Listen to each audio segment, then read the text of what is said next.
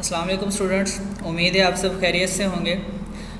Sources of energy हम discuss कर रहे हैं। तो लास्ट टाइम हमने लास्ट लेक्चर में नॉन रिन्यूएबल एनर्जी सोर्सेज को डिस्कस किया, जिनमें फॉसिल फ्यूल्स और न्यूक्लियर फ्यूल्स शामिल थे।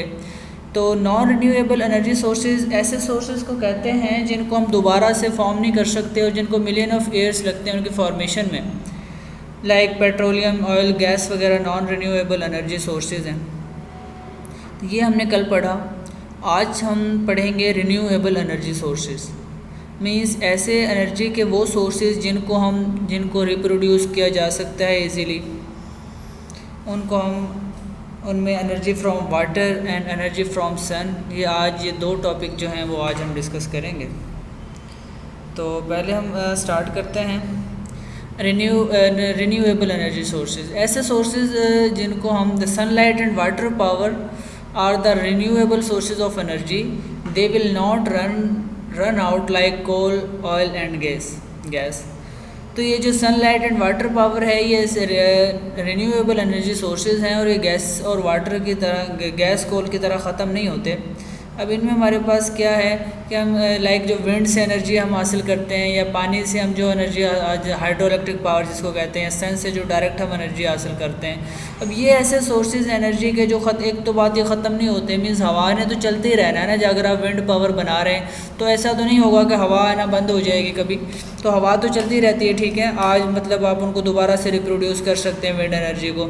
इस तरीके से जो सन से लाइट है वो कंटिन्यूसली हम तक पहुँच रही है, तो हम वो उसको ईज़िली रिप्रोड्यूस कर सकते हैं। तो ऐसे सोर्सेज रिन्यूएबल एनर्जी सोर्सेज कहलाते हैं। इनकी जो एग्जांपल्स हैं फर्दर, उनमें solar energy, biomass, hydro, geothermal and wind. ये जो 5 इसके एग्जांपल्स हैं नॉन रिन्यूएबल एनर्जी सोर्सेज के। तो एग्जांपल डेफिनेशन आप लिखेंगे और साथ में एग्जांपल्स आपने लाजमी लिख लेने। नेक्स्ट है energy from water. Energy from water के इस तरह है कि वाटर से कैसे बिजली बनाई जाती है, वो हम डैम की फॉर्म में बनाते हैं। उसके लिए पहले डैम बनाए जाते हैं, और डैम से क्या होता है कि डैम में, जैसे कि अब ये आपके सामने एक डैम आपको नज़र आ रहा है, डैम में पानी स्टोर किया होता है, ठीक है। और फिर पानी को हम एक कुछ होल्स में से गुजारते हैं, मतलब पानी को फिर गिराया जाता है नीचे। फिर इससे होता है क्या, इस दौरान ये होता है कि हम टर्बाइंस जो हैं इस पानी की जो मैकेनिकल एनर्जी है उसको यूटिलाइज़ करते हुए हम एनर्जी बनाते हैं, इलेक्ट्रिक एनर्जी प्रोड्यूस करते हैं। वो किस तरह से कि जब पानी एक हाइट पर है तो इसमें पोटेंशियल एनर्जी स्टोर होती है। तो पानी जब ये पोटेंशियल एनर्जी की वजह से पानी मूव करता है तो इसकी पोटेंशियल एनर्जी काइनेटिक एनर्जी में कन्वर्ट हो जाती है, और इस रनिंग वाटर की काइनेटिक एनर्जी को हम यूटिलाइज़ करते हैं नेक्स्ट टर्बाइंस को चलाने के लिए। टर्बाइंस को चलाते हैं हम इस एनर्जी से, और फिर टर्बाइंस कनेक्टेड होते हैं जनरेटर से। जनरेटर चलता है तो जब जनरेटर ऑन होगा तो इलेक्ट्रिसिटी प्रोड्यूस होगी। ये एक सिंपल सा एक मैकेनिज़्म होता है कि किस तरह एनर्जी, वाटर से एनर्जी बनाई जाती है।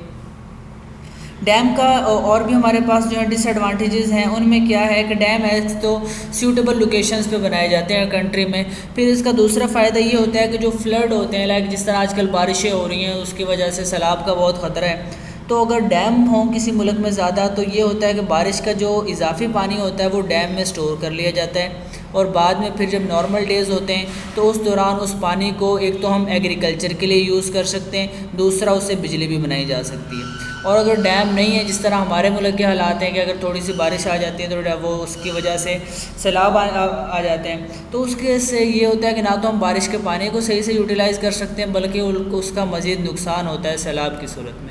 तो डैम का ये फ़ायदा होता है कि जो फ्लड होते हैं उनको कंट्रोल करते हैं डैम, और इसके अलावा हम ज़राअत में एग्रीगेशन के लिए भी, इरीगेशन के लिए भी इसको यूज़ करते हैं डैम्स को।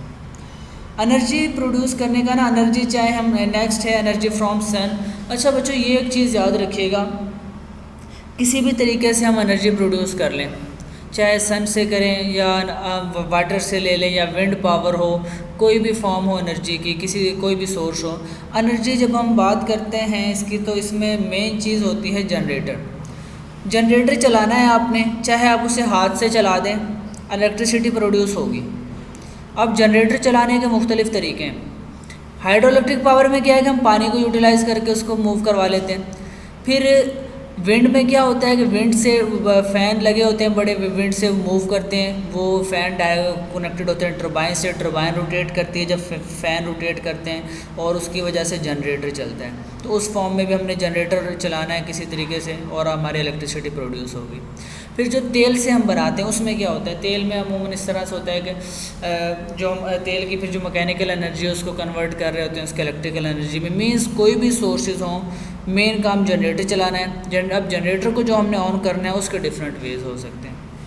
अच्छा, हम बात करते हैं आगे एनर्जी फ्रॉम सन वो कैसे हासिल की जाती है। सन से आपने देखा कि सोलर प्लेट्स लगी होती हैं। जो सन की एनर्जी उसको डायरेक्टली और इनडायरेक्टली हम यूज़ कर सकते हैं मैनी वेज में। सन रेज जो है वो अल्टीमेट सोर्स है ज़मीन पे जो आ रही है। इसके अलावा हमारा जो फूड और फ्यूल्स में भी है उस सन पे डिपेंडेंट होते हैं। तो अगर कोई इस तरह से हम कोई सोलर प्लेट आपने देखे होंगे डिफरेंट एरियाज़ में सोलर प्लेट लगी होती हैं जिससे सोलर एनर्जी को हम इलेक्ट्रिकल एनर्जी में कन्वर्ट करके अपने इंडस्ट्रीज़ हाउसेस वगैरह को रन करने के लिए हम यूज़ करते हैं।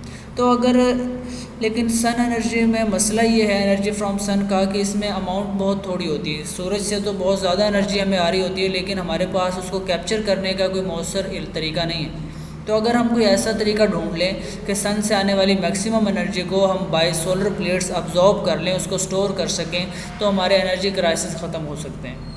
अब भी देखें, अब एनर्जी अगर हम सोलर सेल लगवा लेते हैं तो उसका ये होगा कि बिल नहीं आएगा बिजली का, लेकिन वो एक्सपेंसिव ज़्यादा है।